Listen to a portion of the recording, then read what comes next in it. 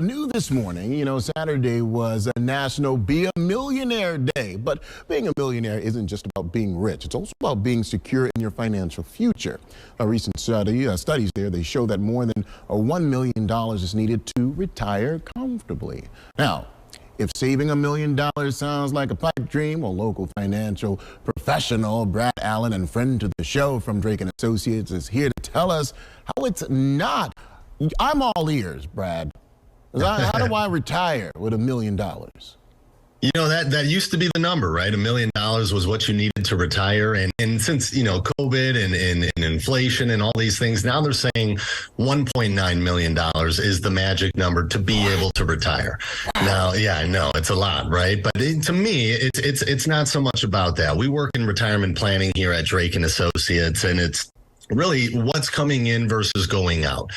A lot of people have different budgets. Every retirement plan that I put together is going to be a little bit different. They have different Social Security, maybe pensions. And, over the years, inflation has taken a toll. A lot of people haven't been saving as much in their retirement plans because of spending so much at the grocery store and the gas station and all these things. So we just want to talk about maybe some strategic ways on how to save a little bit more for retirement over the years to make sure you have enough to match the lifestyle you want to live at that point. Well, how much do people currently have saved for retirement there? Well, the average person right now has about $65,000 saved for retirement. For those that are 65 and older, it's about $87,725. So, it's well below that $1 million mark, or 1.9. But again, it's not so much that it means you can't retire. It's you have to look at what's coming in versus going out.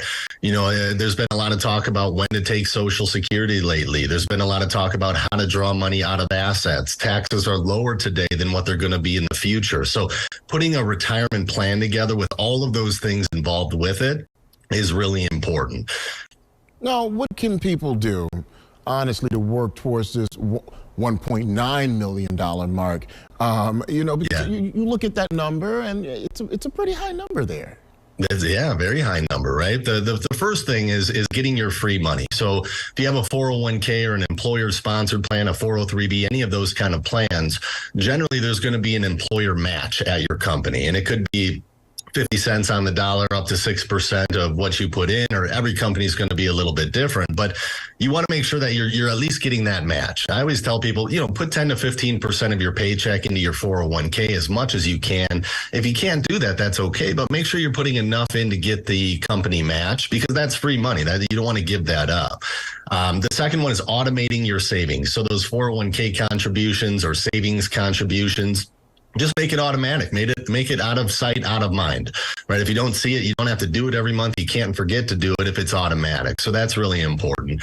I think the biggest one for retirees or anybody getting close to that is income planning. You often hear about the asset allocations and where you should invest, and that's really important. But I would argue that income is the most important thing in retirement, right? It's not about how much money you have saved. It's what you need every month taken out to make sure you're successful in the long run. So having a good income plan, knowing when to take Social Security, knowing, out of the different types of accounts, how they're taxed and where to draw from first. And that should all be part of a holistic retirement plan. It's not just what stocks and bonds you have.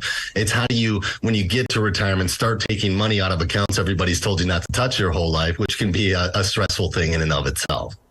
All righty. Great information to know, Brad. Friend to the show, thank you so much for joining us this morning. Thank you.